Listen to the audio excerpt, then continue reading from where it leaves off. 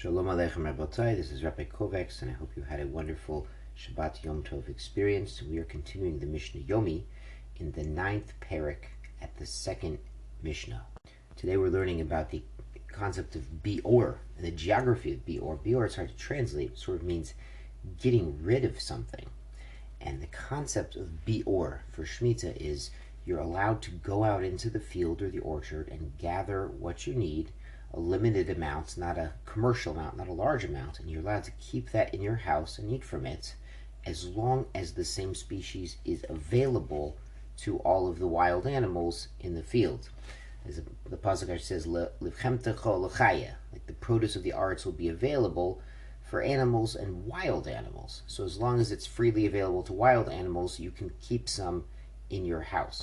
But if the species is no longer available outside to the animals, then a person who has some of this item in his house has to do biur, take it outside the house and make it hefker, make it ownerless for anyone to take.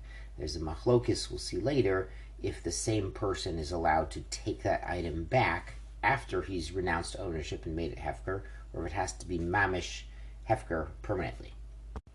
So here we are in Mishnah base in Parak Test, Shalosh Artzot Lebir. There's 3 distinct geographical areas regarding Biur: Yehuda, Aver Yarden, V'Golil.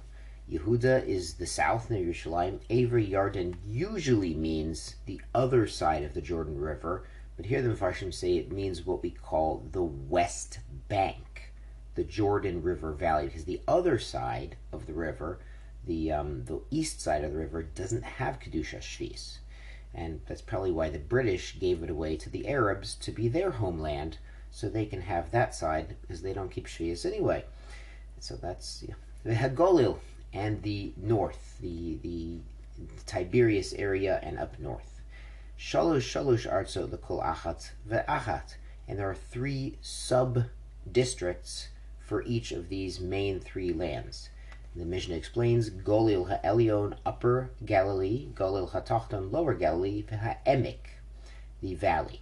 And the Mishnah explains the geography here. Mikfar Chananya Lamola, north of Kfar Chananya, Kol she'enu migodol shikmin, where you can't grow shikma anymore, it's too far north, Golil ha'elyon, that's the upper.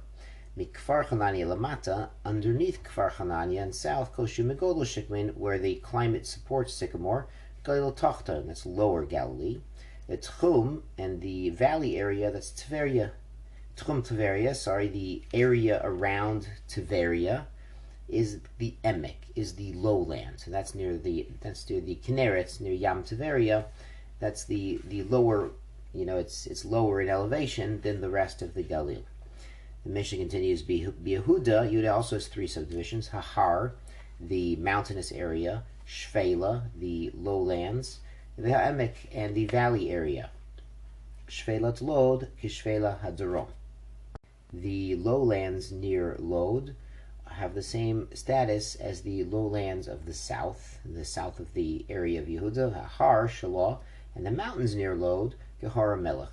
They have the same status as the mountains of the king, the area near Yerushalayim. Beit Choron v'Adayam Medina Achat. From Beit Choron to the Yam here is the Yam HaTachton, the Mediterranean Sea. That's considered the valley. That's much lower in elevation than the rest of Yehuda, which is up in the mountains. Mishnah Gimel continues, Lama Amru Shlosh Artzot. Why do we say there are 3 different lands? Sheyu ochlin bechol achat ve'achat. You can continue eating and keeping in your house in each one of these lands ad sheyichle ha'achron sheba, until this species of produce is used up outside in the last land of the 3 lands. So what this means in effect is, if the species you are keeping in your house is available anywhere in the Golil or anywhere in Yehuda, then you can keep it in your house even though you're not in that particular land. So effectively, even though the 3 lands have 3 subdivisions and there's 9 distinct agricultural areas, if it's available in anywhere in Yehuda and you're living in Yehuda, then you can continue to keep it in your house. It's not chayav in Biur just yet, until it's running out in all of Yehuda.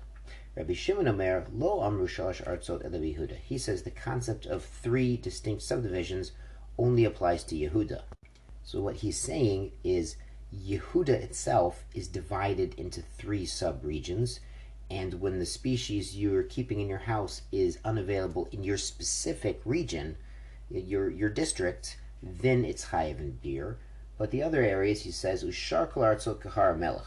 And the other areas of Eretz Yisrael have the same deadlines as the mountains of the king. That's the mountainous area in Yehuda. He's saying that the other regions have a similar deadline to that, so the goal will go after that region as well. The Mishnah concludes, and all of the lands are one, all of Eretz Yisrael is one in terms of olives and dates. Meaning, if there are olives freely available in the fields anywhere, then you can keep the olives you picked from Hefker. And same too with dates.